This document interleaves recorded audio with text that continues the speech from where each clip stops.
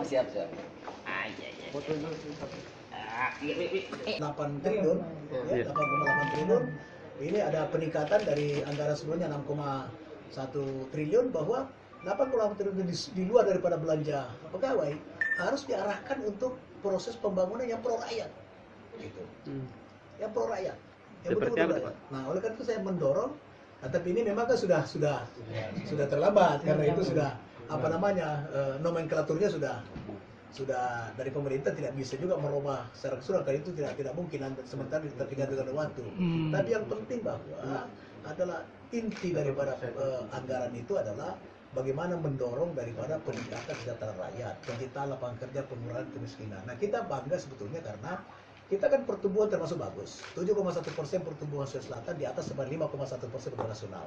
Nah, saya mendorong fraksi untuk melakukan kajian, apakah pertumbuhan 7,1% itu sekaligus menciptakan pemerataan bagi rakyat Sulawesi Selatan.